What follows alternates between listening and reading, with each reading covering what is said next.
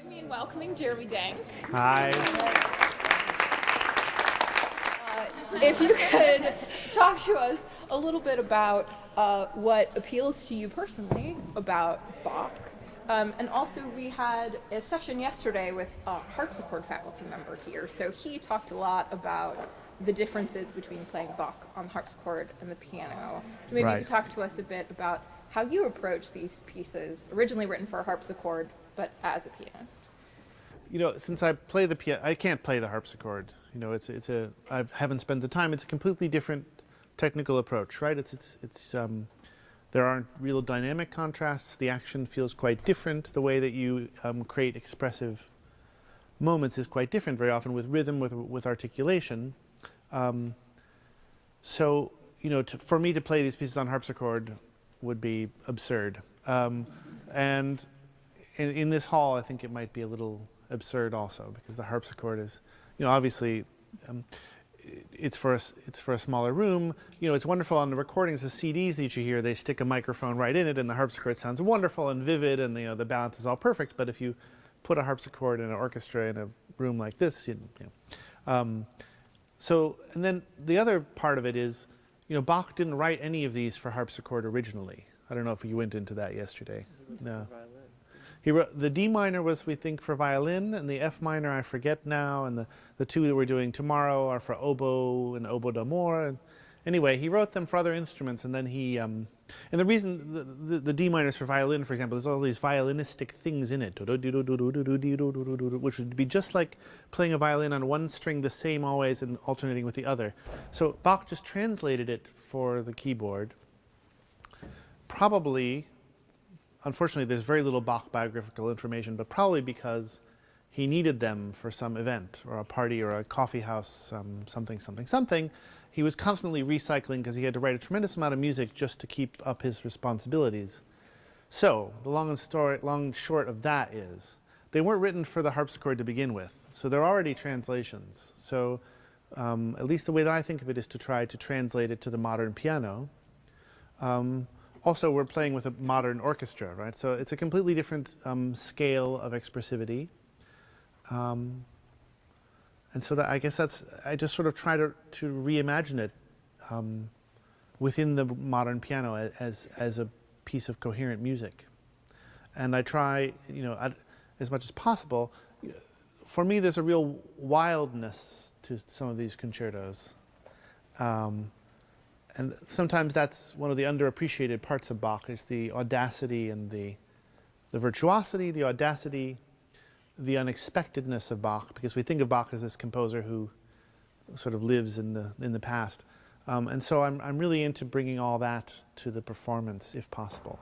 Fantastic. It's a long answer to your question, I'm sorry. It's a great one. So my last question before I let these guys take over. We read a couple of your pieces, Every Good Boy Does Fine, that you wrote for The New Yorker, and Immortal Schubert. Schubert would be better, though. I have not had enough coffee today, guys. Sorry about that. That you wrote on your blog, Think Tank. So I was wondering if you could tell us when this interest in writing emerged, and how your writing and your playing influence each other at this point. Well, I was always a book nut since a young age, and at Oberlin I was a piano and a chemistry major, but I basically took every English class that I could without going insane at the same time, because I loved reading the stuff, you know, and I loved sort of digging into it. And then when I decided I was going to be a serious pianist, I went to Bloomington, and I didn't really write. Well, I wrote some papers for musicology classes, and I always enjoyed that. But I sort of decided I was a pianist, and I didn't think about writing very much. And then suddenly, when I was like 34 or something like that, my friend Anya Grunman, who works at NPR, I had done a piece for them on Performance Today, a little radio piece. And she said, "You have to blog." This is when people still blogged, I guess. And so I did. That very day I started a blog, and I started writing, and it was actually kind of a relief, because it was like a part of my life that I had abandoned or something. And as I started writing, and I can't believe it now when I look back at it, all the stuff that I wrote without even really thinking about it. And for no money, also. And largely for my own pleasure to express certain things.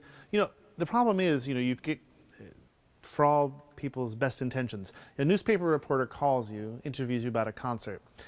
Inevitably, the questions are not going to lead you to say anything particularly interesting, almost inevitably, yeah? Because there's certain questions that fit in a newspaper piece, that there's certain things you can't say, you can't get into. It's the same thing with a pre-concert lecture usually. It's the same thing with program notes. So Think Denk was a way for me to talk about music on my own terms, in sort of, and go off digressively to whatever seemed to me relevant. So I don't know, what was the original question? Why did I start writing originally, or how did it? How did you start writing originally, and then at this point, how do you feel like your writing and your playing influence each other, if you think they do? Well, it always happened that I would, you know, I'm practicing some piece and I'm miserable and alone for weeks and weeks practicing it, and then inevitably some thoughts, you know, come to me about the piece. And in the process, as you probably all know, to make it a coherent paragraph, by the end of the time that you're writing it, it's a completely different thought than you began with. And then you take that different thought, which is clearer and better, and you bring it back to the piece itself and the piano. You read the Schubert one, which clarified something for me about Schubert that I'd always sort of thought, but I hadn't really put down.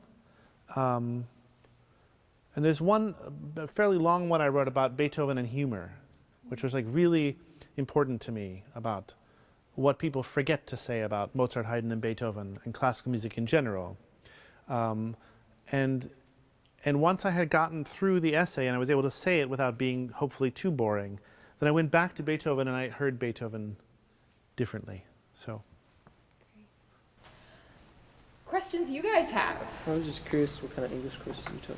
Yeah, I took every one that I could, but I had one professor that I particularly liked, a guy named David Walker. I took modern British novel with him, modern poetry, mostly things from 1880 to the present. I did Ulysses with him, I did Henry James, I did Wallace Stevens, Ezra Pound, all that stuff. And those were mainly, I took some classics also, but yeah, mainly modern British novel, modern poetry, and then Nabokov. He taught a course on Nabokov. So those are the things. The reason I got obsessed with him was because he wrote on one of my papers, you know, you've argued this all very well, but do you actually think this reflects the poem that you're writing about? and you know, in high school you often learn to argue a point, you know, and you learn to create your three prongs or whatever, your thesis statement, and then, but then at some point when you grow up, you're like, actually, what am I arguing for, and do I really believe in it, and does it reflect? So, and when he did that, it was so clear to me what I needed to do for my writing, so that's why I got obsessed with him. One of the things you wrote that kind of struck me was, I'm the sort of person who, if he has to suffer, wants to suffer full time. I kind of wanted to know, is that in your creative process, is that when you're practicing, or is that even on stage? Because you seem completely into it when you're Yeah. Well, we suffer on stage too. You should know. You should know that. It's interesting.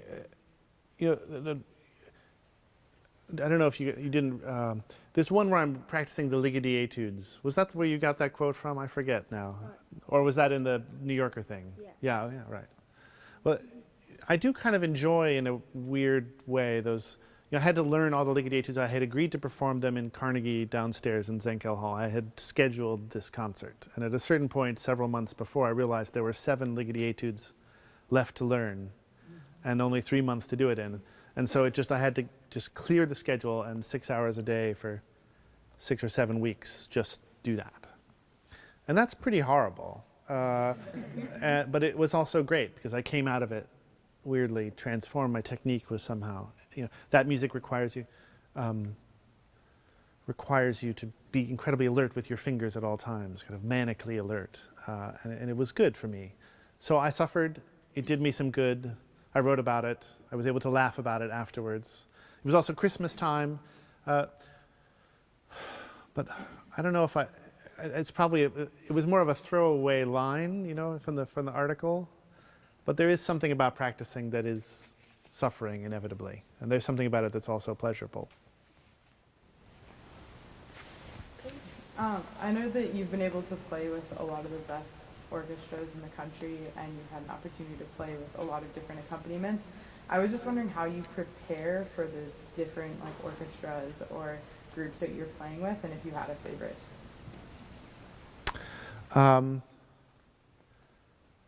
These different orchestras are good for different kind of repertoire, you know. One thing that I tend to do before I have to play a piece with an orchestra is practice with the metronome, which I don't like to do, and I don't really believe in. But for all kinds of practical reasons and virtuous reasons, orchestras tend to play a little bit more like a metronome than almost any other group that you'll know. Because the bigger that you are, the more systematic the rhythm has to be for everyone to play together.